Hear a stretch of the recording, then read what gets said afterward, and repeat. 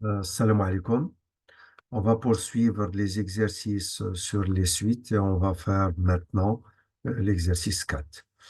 Dans cet exercice, on va voir les suites du genre UND5 plus 1 est égal à f de UN et aussi les suites genre VN est égal à f de UN. Alors, on commence. Montrer que la fonction G définie par g de x est égal à x moins 2 fois ln de x, admet un minimum absolu. Alors, pour le faire, premièrement, on va utiliser la dérivée de g, puis le tableau de variation de g, afin d'établir que g admet un minimum absolu. Alors, on commence. Quel que soit x strictement positif, g' de x, il est égal à x moins 2 fois ln de x, le tout prime, et tout ça, ça fait 1 moins 2 sur x, et ici, on réduit au même dénominateur, donc c'est x moins 2, mais tout sur x. Le x est strictement positif, hein. X est strictement positif, donc le signe de g' de x est celui de x moins 2. Alors, pour x moins 2, c'est un polynôme du premier degré, hein, c'est genre ax plus b, tel que le a, c'est 1.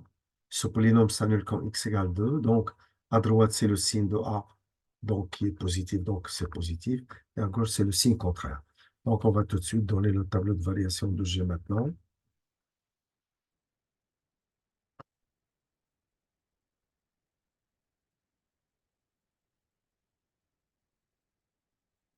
Alors, donc, la ligne pour G' et la ligne pour G.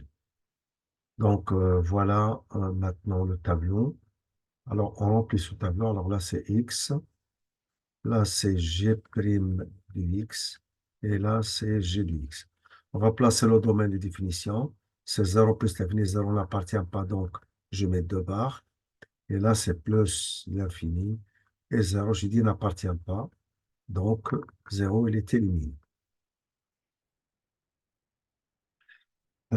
Pour le signe, donc ça s'annule en deux, ce polynôme. Par conséquent, G' aussi, puisque son signe, c'est celui d'x moins 2. Là, ça s'annule. Là, c'est le signe de A qui est positif, donc c'est strictement positif la dérivée. Là, il est strictement négatif. La fonction G, elle est strictement décroissante et là, elle est strictement croissante. Les limites, on n'a pas besoin puisque la question, ça concerne tout simplement le minimum, rien que. Alors, on voit bien qu'il y a un minimum et c'est en deux hein, qu'il se réalise. Alors, ce minimum, c'est f de 2. Alors, on calcule f de 2 selon la fonction, pardon, c'est pas f, mais c'est g. Alors, g de 2, il est égal à 2 moins 2 fois ln de 2. Cet élément avec une calculatrice, vous allez voir qu'il est strictement positif. Alors, je l'ajoute ici, c'est 2 moins 2 fois ln de 2. Alors, la fonction g, d'après son tableau de variation, d'après son tableau de variation,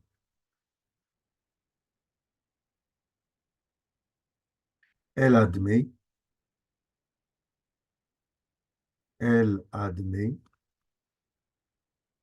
un minimum absolu.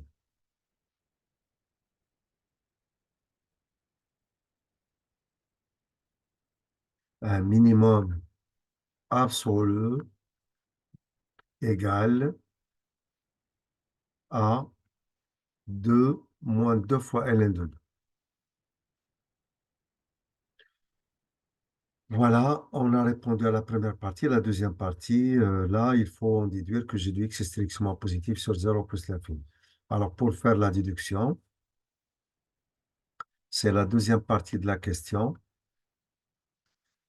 Alors, du moment que 2 moins 2 fois ln de 2, donc, il est strictement positif, alors donc, et c'est le minimum, hein, alors on a, quel que soit x strictement positif, g du x est supérieur ou égal à ce minimum, hein, qui est 2 moins 2 fois ln de 2. Et ce minimum lui-même, il est strictement positif. Ce qui implique que quel que soit x strictement positif, g du x est strictement positif.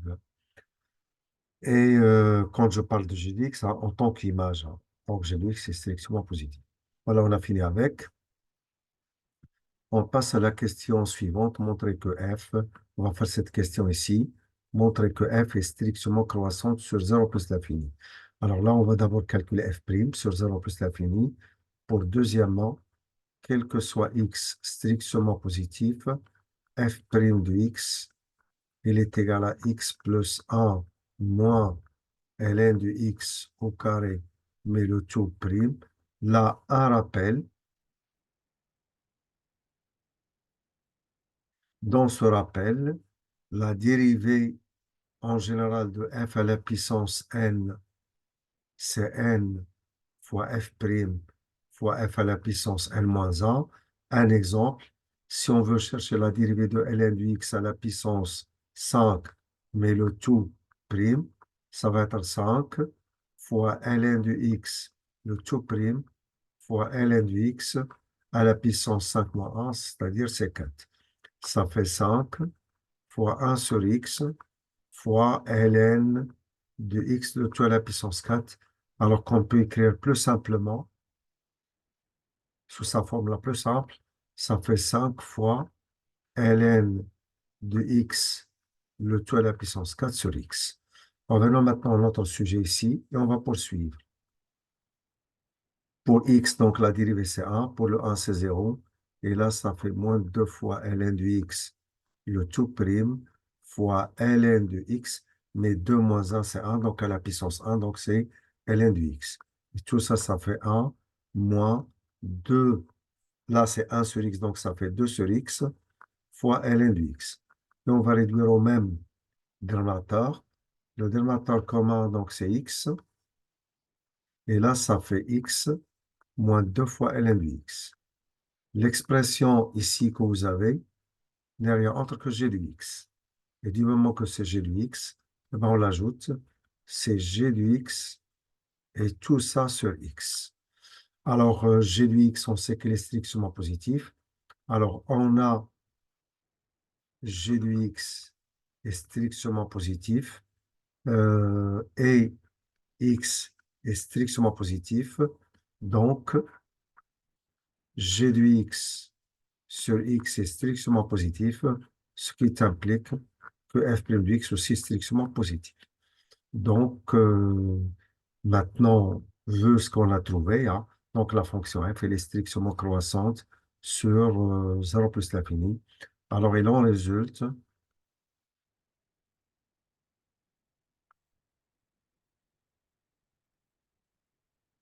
que f est strictement croissante sur l'intervalle 0 plus l'infini.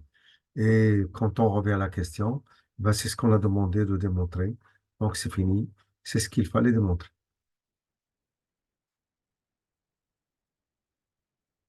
Voilà, c'est déjà établi. On passe maintenant à la question d'après. La question d'après, alors là, il s'agit d'une suite, et c'est la suite définie par U0 est égal à 2, et quel que soit n appartenant à n, u indice 1 plus 1 est égal à f de n. Alors, il faut bien remarquer que la suite elle est récurrente, et que tout terme de cette suite, sauf U0, est égal à f, l'image du terme qui est juste avant. À titre d'exemple, je prends les exemples ici.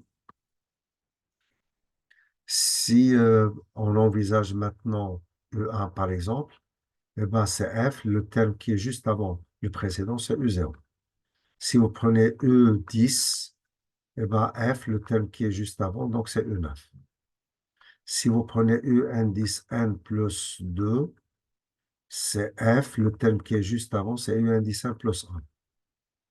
Mais aussi, il faut bien lire la relation dans le sens réciproque.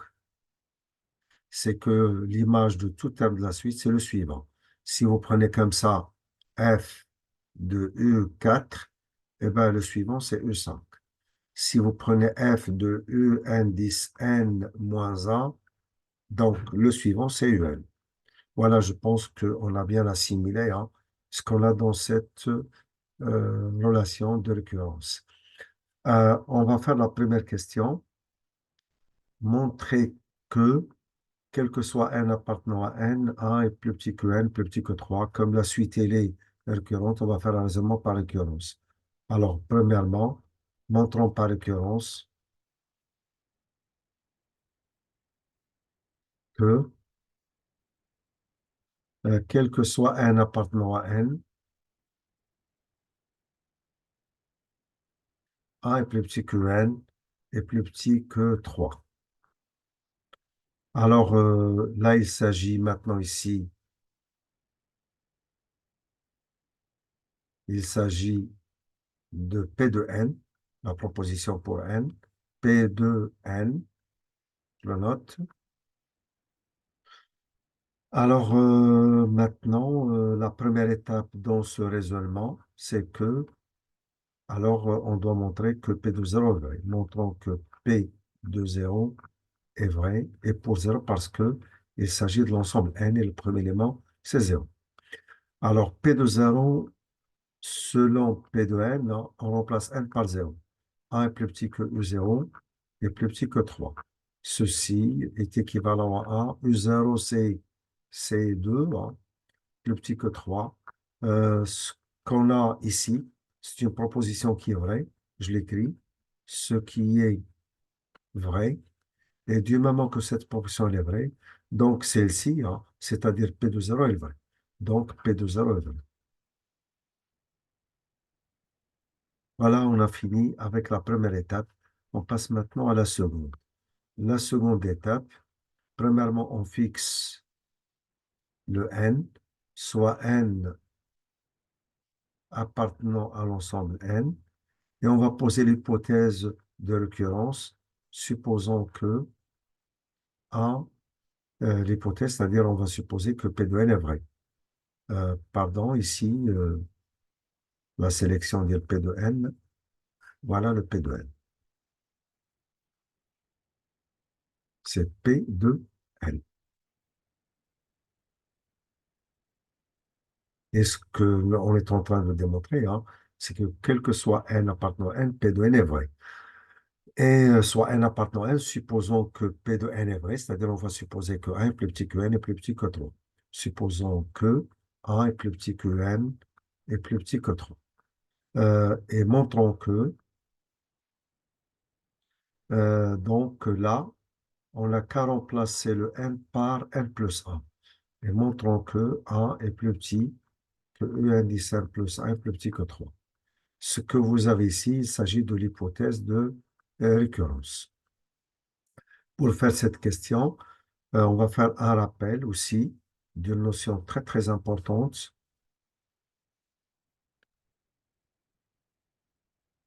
Si par exemple f, alors f est une fonction qui est strictement croissante sur un intervalle i.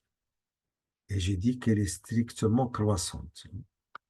Elle est strictement croissante sur un intervalle i. A, B et C sont des éléments qui appartiennent à I, tels que le A est strictement inférieur à B et le B est inférieur ou égal à C. Comme F est strictement croissant sur I, alors la caractéristique, selon la propriété caractéristique d'une fonction strictement croissante, c'est la conservation de l'ordre. Ben, le fait qu'elle est strictement croissante, donc automatiquement, il conserve l'ordre. Là, j'en déduis que F de A, comme A est plus petit que B, donc l'image de A est plus petite que l'image de B par F, qui est inférieur ou égal à F de C. Donc, strictement inférieur, ça reste. Inférieur ou égal, ça reste. Donc, reprenons le fait que F est strictement croissante, alors cette fonction elle conserve l'ordre. Si jamais f est tout simplement croissante. Si f est uniquement croissante, pas strictement, et que a est plus petit que b, inférieur ou égal à c.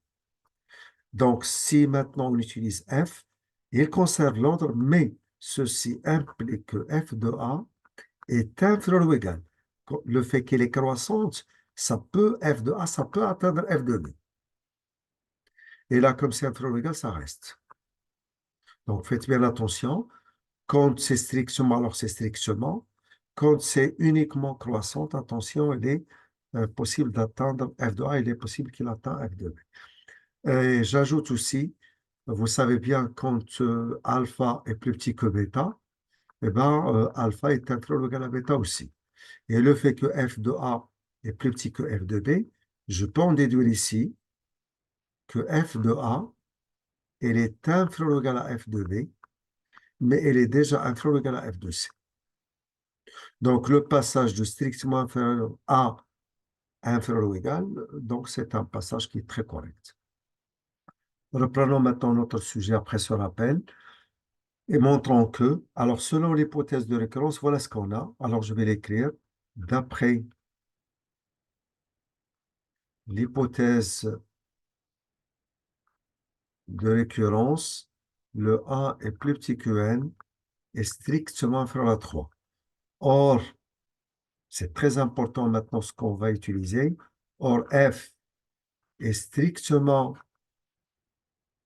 croissante sur l'intervalle ouvert 0 plus l'infini.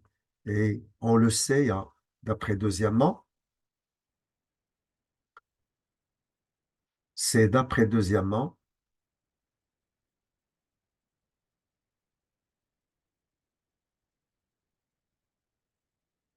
ce qui t'implique. Alors, je reprends, j'ai dit or f est strictement croissante, donc f de 1 est strictement inférieur à f de n est strictement inférieur à f de 3. Alors, on va sur la marge avec une couleur différente, chercher f de 1 et chercher f de 3. Alors, f de 1, selon la fonction f, c'est 1 plus 1, ça fait 2. Donc, c'est 2. Si vous utilisez f. Et f de 3, alors f de 3, ça fait 3 plus 1, c'est 4.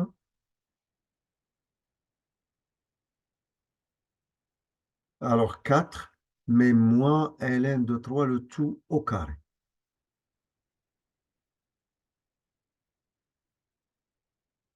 Je reprends.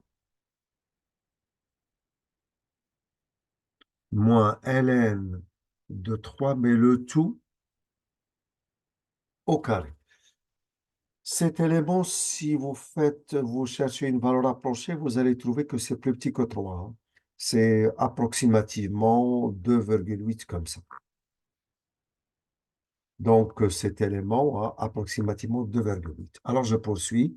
Je remplace f de 1 par sa valeur. Donc, f de 1, c'est 2. F de un, c'est un distinct plus 1.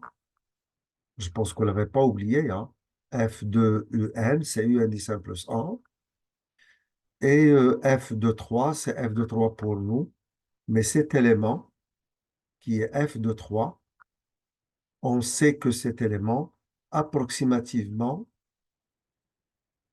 c'est 2,8. Et le fait que c'est de 2,8, donc c'est un élément qui est strictement supérieur à 3. Et cet élément, il est strictement supérieur à 1. Et bien, ce qui implique que 1 est strictement supérieur à un distinct plus 1, qui est strictement supérieur à 3. Et bien, on a fini, hein, de démontrer ceci. On l'a fait. Donc, la proposition, elle est vraie pour 1 plus 1. Donc, la proposition est vraie pour n plus 1. Alors, d'après le principe de la récurrence,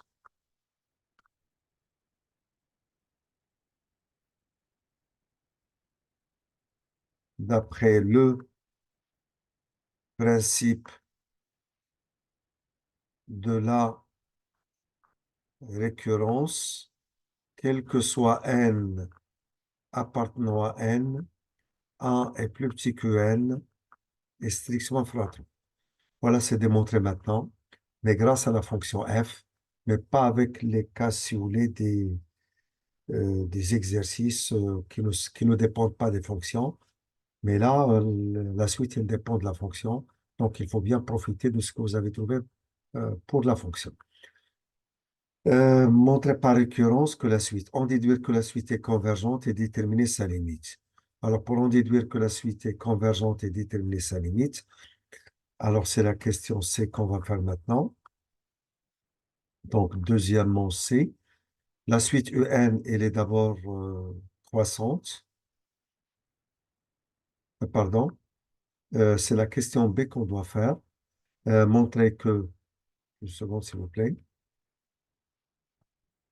Alors, c'est la question B qu'on doit faire. Montrer par récurrence que la suite UN est croissante. Alors, pour montrer que la suite UN est croissante par récurrence, alors montrons par récurrence que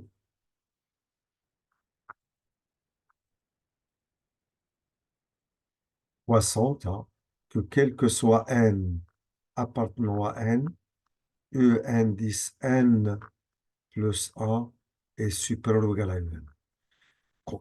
La question qu'elle est strictement croissante, comme on a démontré, UN dit n plus 1 est strictement supérieur à UN, quel que soit n appartenant à N.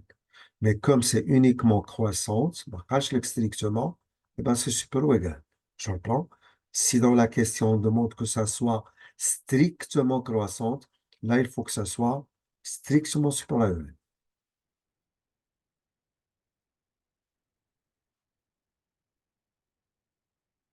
Alors, pour montrer ceci par récurrence, premièrement, voilà la proposition pour n. Ben voilà. Donc là, il s'agit de P de n.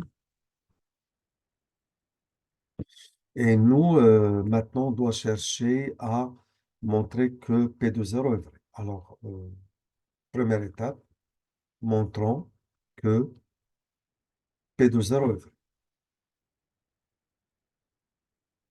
Alors, P de 0, c'est, on remplace n par 0, donc U1 est plus grand que U0, est supérieur ou égal. Ce qui est équivalent, pour nous, U1, c'est F de U0, supérieur ou égal à U0. E0 dans le sujet, donc c'est 2, donc c'est F de 2 supérieur ou égal à 2. Alors on doit l'établir. Et F de 2 supérieur ou égal à 2.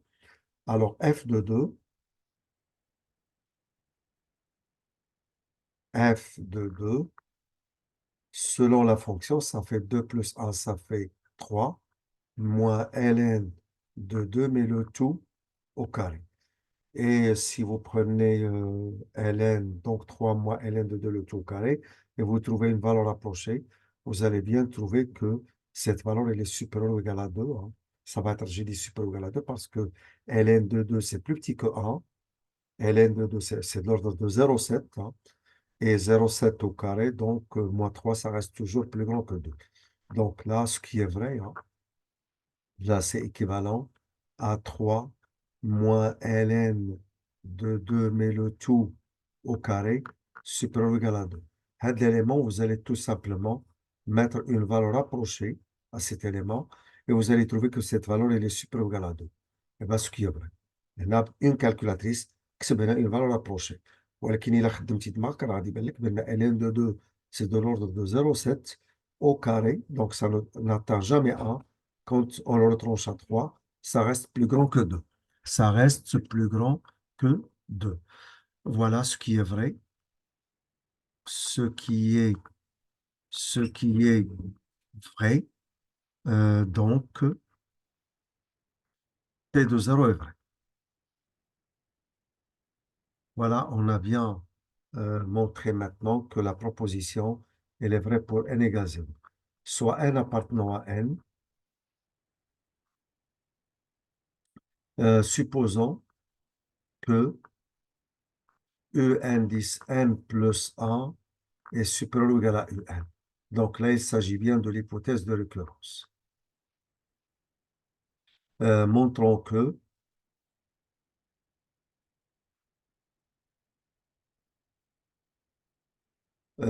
là où il y a le n, il faut mettre à la place n plus 1.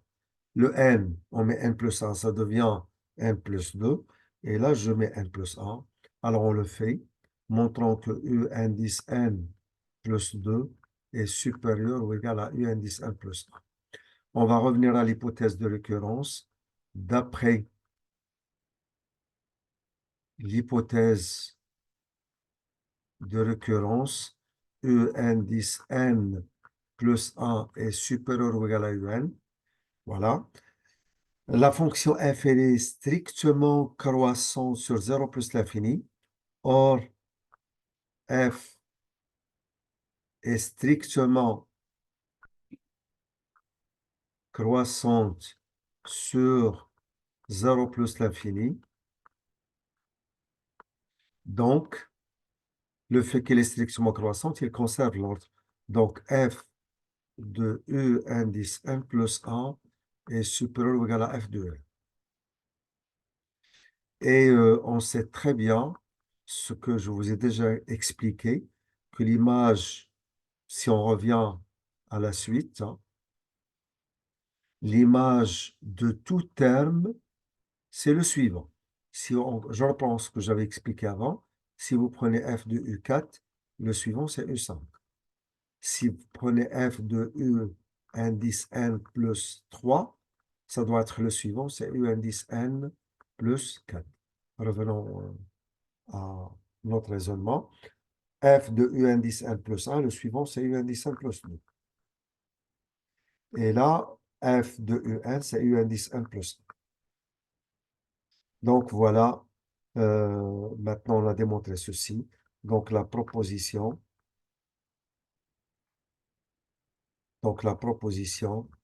est vraie pour n plus 1. Et du moment qu'elle est vraie pour n plus 1, donc, d'après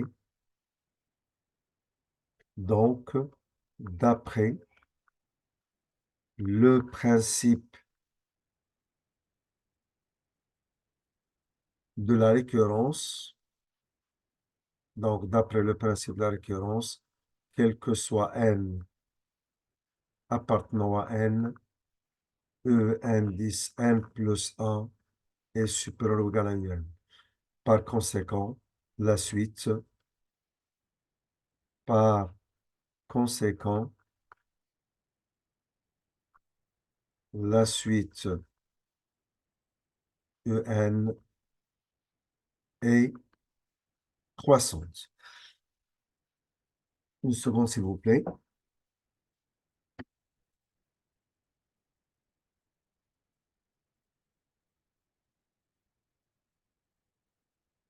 Alors, la question suivante maintenant, euh, c'est la question petit c. On déduire que la suite UN est convergente et déterminer sa limite. Alors, la question, on déduire que la suite UN est convergente et déterminer sa limite. Donc, voilà la première partie de la question. Nous, on sait que la suite UN elle est croissante.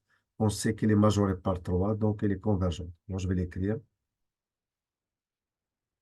La suite UN est croissante et aussi elle est majorée par 3, donc elle est convergente.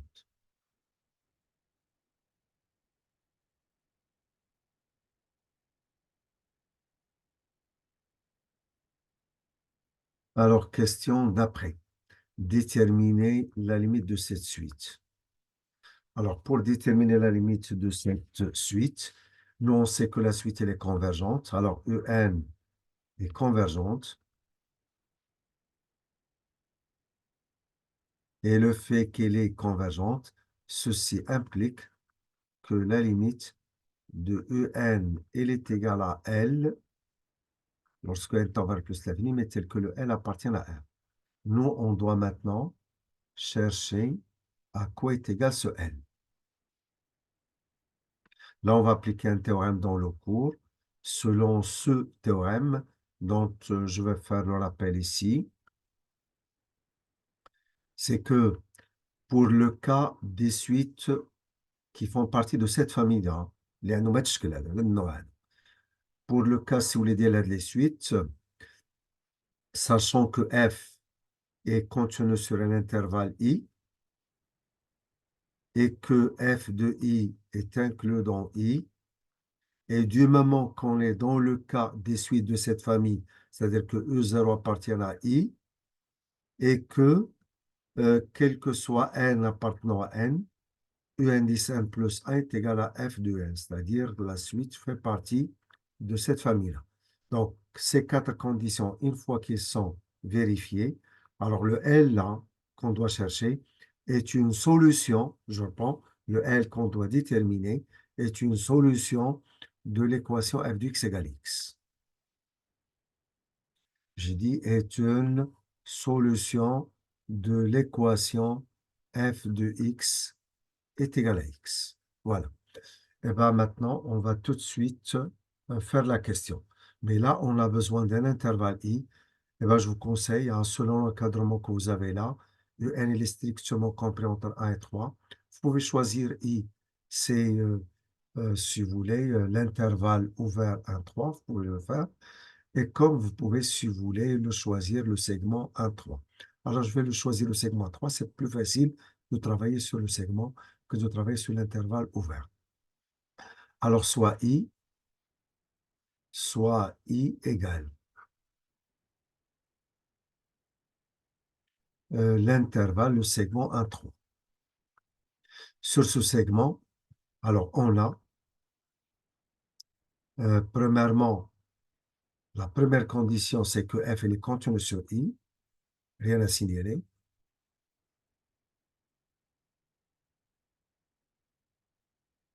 La fonction est continue sur son domaine de définition, en particulier sur ce segment. La deuxième condition, on doit vérifier que f de I est inclus dans I. Pour le faire, f de I, c'est f du segment 1-3. Et comme f est continu et strictement croissant sur le segment 1-3, et ben son image, c'est le segment f de 1, f de 3. F de 1, f de 3, avec une valeur approchée de f de 1. Vous cherchez une valeur approchée de f de 1, une valeur approchée de f de 3, et vous allez bien remarquer, hein, que f de i est bien inclus dans i. Et quand je dis valeur approchée, donc vous pouvez enfin, vous avez f de 1, on sait déjà que c'est 2 déjà, hein. Là, on n'a même pas besoin d'une valeur approchée. F de 1, c'est 2. Donc, f de 1, c'est déjà 2, hein. Là, il s'agit du segment, alors 2. Et f de 3, vous cherchez une valeur approchée. Et quand vous trouvez cette valeur approchée, alors vous n'avez qu'à mettre la valeur approchée ici. Voilà. Je pense que j'en ai déjà parlé avant. F de 3, ici, c'est 2,8, je pense. F de 3, oui, c'est approximativement 2,8. Voilà. Alors, j'entends. F de 3, c'est approximativement 2,8. Donc, cet élément que vous avez là, c'est approximativement 2,8. Donc, le segment 2 est 2,8 approximativement. Elle est bien inclus dans le segment 1,3. Ce qui implique que f de i, elle est inclus dans i. On passe maintenant à la troisième condition. E0 dans le sujet, c'est 2. Et comme E0 il est égal à 2, E0 il est égal à 2. Et comme il est égal à 2, donc il appartient au segment A3. Donc, U0 appartient à I. Et dans 4, la suite que vous avez dans le sujet, c'est une suite telle que quel que soit n appartenant à n, UN 10 n plus 1 est égal à f de n. Voilà, maintenant on a 4 conditions qui sont vérifiées. 1, 2, 3 et 4. Alors on en déduit donc L est une solution de l'équation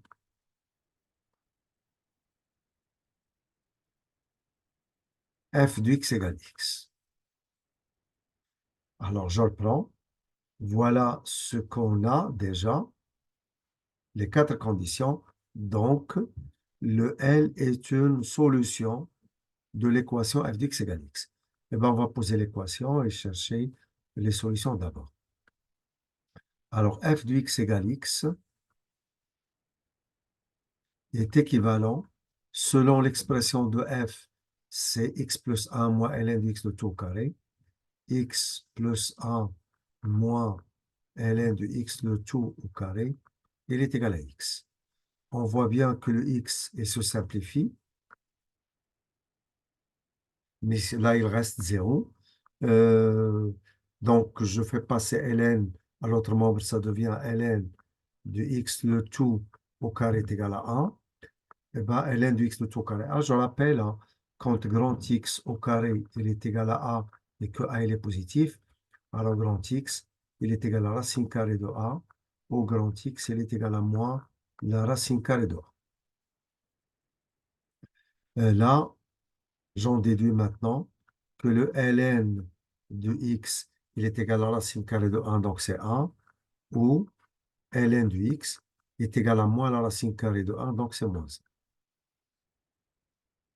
Ce qui est équivalent, alors on introduit maintenant l'exponentielle. L'exponentielle de ln de x, c'est x, et l'exponentielle de 1, c'est e à la puissance 1, donc c'est e. Où x est égal à l'exponentielle de moins 1, donc c'est e à la puissance moins 1, donc c'est 1 sur 1. Voilà. On a trouvé que l'équation a deux solutions. Donc, le L maintenant, nous, on sait que le L est une solution de l'équation f de x égale x. Or, cette équation, elle a deux solutions. Donc, comme L est une solution, donc le L, il est égal à E, ou le L, il est égal à 1 sur E. Nous, on sait que En, or, la suite En est c'est une suite croissante, donc, quel que soit n appartenant à n, En est supérieur ou égal à U0. Ce qui implique que En est supérieur ou égal à 2. Ou il a qu'un Un supérieur ou égal à 2, ce qui implique que la limite aussi doit être supérieure ou égale à 2. La limite doit être supérieure ou égale à 2. Et bien, puisqu'il est supérieur ou égal à 2, donc ça ne peut pas être égal à 1 sur E. Donc, automatiquement, il est égal à 1. D'où maintenant L est égal à 1. Donc, la limite de UN maintenant est bien déterminée et cette limite, elle est égale à 1. Donc, attention, ici, on a trouvé deux solutions. Même pour savoir quelle est la bonne, alors on a utilisé le fait que la suite UN elle est croissante et le fait qu'elle est croissante. Donc, tous les termes de la suite, tous les termes sont déjà supérieurs. Donc, chaque terme, quel qu'il soit, il est supérieur ou égal à U0. Donc, U0, c'est 2. Donc, puisque tous les termes sont déjà plus grands que 2, donc le L aussi, il est supérieur ou égal à 2. D'où L, il est égal à E, et ça ne peut pas être 1 sur E. Là, j'ajoute à savoir, à savoir, je vais le mettre ici, à savoir, si par exemple, une suite Vn est telle que A est strictement inférieur à Vn, et là inférieur ou égal à B, ou même strictement inférieur, quel que soit n, par exemple, appartenant à n, et que Vn converge vers L, c'est-à-dire sa limite c'est L, Attention, là, c'est strictement, mais attention, elle peut atteindre les bords. تقدر تمشي ل A, تقدر تمشي ل B, تقدر ما تمشي حتى لوحدها فيهم. Donc, l'essentiel A est inférieur ou égal à L, inférieur ou égal à B. Voilà. Donc, je reprends. Quand Vn est strictement comprise entre A et B, alors, et qu'il tend vers L, attention, le L, il peut atteindre le A comme il peut atteindre le B. C'est inférieur ou égal.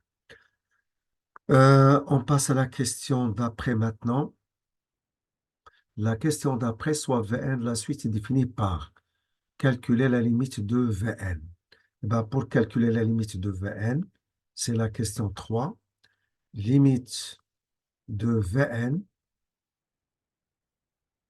c'est la limite, c'est logique, hein, n tend vers plus l'infini, c'est la limite, lorsque n tend vers plus l'infini, de f de en. Nous, on sait que en, ça on le sait, que en tend vers 2. C'est ce on vient de déterminer. Il tend vers 2, sa limite, ou il converge vers 2. Voilà. La limite, c'est 2. Pardon, c'est E, et non pas 2. La limite, c'est E. On le sait. Alors, comme la limite, c'est E, alors, si vous répondez tout de suite hein, que c'est f de E, de toute façon, vous risquez d'avoir un 0. Mais vous ne pouvez pas avoir toute la note. Qu'est-ce qu'il faut dire? Il faut dire d'abord que la fonction f, elle est contenue en E. Comme f est contenue en E, comme f est contenue en E,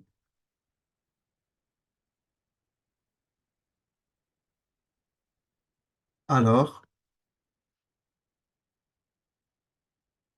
limite de f de En lorsque n tend vers plus l'infini, et nous, on sait que le En tend vers E, et bien cette limite n'est rien autre que f de E. Avec la fonction que vous avez, on peut facilement calculer f de E. Si je calcule f de E, ça va être E plus 1. Ln de E, c'est 1 aussi. Donc, au carré, ça reste 1. Et le tout, ça fait E. Donc, f de E, c'est E. Mais, dire que f de E, c'est E, vous voyez bien que là, j'ai fait les calculs et j'ai trouvé que c'est E. Mais normalement, ce calcul, on ne doit pas le faire. Dites-moi pourquoi on ne doit pas le faire, ce calcul. Parce que quand on a fait la résolution de l'équation f de x, elle est égale à x, on a fait la résolution de l'équation f de x est égale à x, on a trouvé que le E est une solution. Et le fait que le E est une solution, donc on sait déjà que f de E est égal à E. Donc on n'a pas besoin d'aller refaire le calcul de f de E. Donc si on le refait, ça veut dire alors, donc je reprends encore une dernière fois. Le E que vous avez là, le E que vous avez là est une solution de l'équation f de x égale x. Donc pour E, vous avez f de E, c'est E lui-même, parce que f de x, c'est x. Alors, maintenant, f de E, c'est E.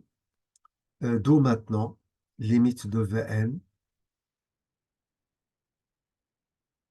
lorsque n tend vers plus l'infini, eh ben, on a trouvé en final que c'est E. La dernière question, c'est 4.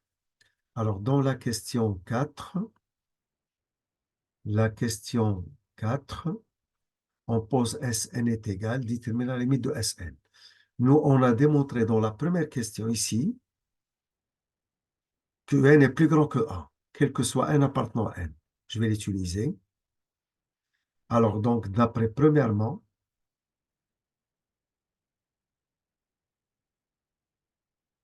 quel que soit n appartenant à n, un est strictement supérieur à 1. Donc, E0 est plus grand que 1, E1 est plus grand que 1 aussi, E2 aussi est plus grand que 1, et ainsi de suite, jusqu'à UN, c'est plus grand que 1. Qu'est-ce qu'on va faire maintenant? On ajoute ces inégalités membre à membre. Alors, en ajoutant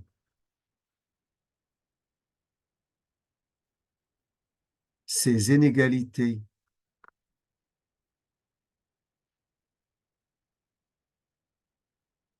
membre à membre,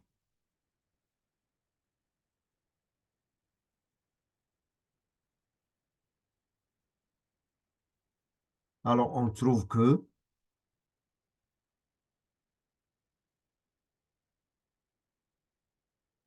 alors on trouve que, alors la somme membre à membre, c'est U0 plus U1 et ainsi de suite. L'article est le premier membre, tu les ajoutes hein, membre à membre. Donc, je prends U0 à qui j'ajoute U1, j'ajoute U2 jusqu'à UN, je trouve SN. Alors, U0 plus U1 et ainsi de suite jusqu'à UN. Et là, on ajoute membre à membre les éléments qu'on a, 1 plus 1 plus 1, ajouté à lui-même.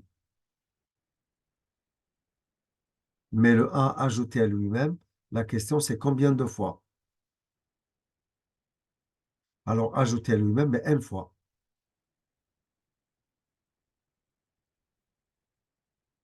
Ceci implique, ce que vous avez là, c'est Sn, et ce que vous avez là, c'est 1 plus 1 plus 1 n fois, donc c'est n. C'est-à-dire n fois 1. Or, la limite de n, lorsque n tend vers plus l'infini, c'est plus l'infini. Donc, la limite de Sn, lorsque n tend vers plus l'infini, c'est aussi plus l'infini. Et c'est quelque chose qu'on peut voir facilement sur la droite réelle. Là, vous avez n ici, et là, vous avez Sn, et Sn, c'est plus grand que n. Quand le Sn tend vers plus l'infini, c'est logique. J'ai dit quand le n tend vers plus l'infini, le Sn aussi, il va vers plus l'infini. Eh ben, c'est ce qu'on a trouvé ici, et c'est ce qu'on a déjà pris comme réponse. Voilà, c'est fini maintenant pour cet exercice. Eh ben, je vous souhaite toutes les chances. Abonnez-vous à votre chaîne et mettez j'aime. Eh ben, à la prochaine séance, Inch'Allah.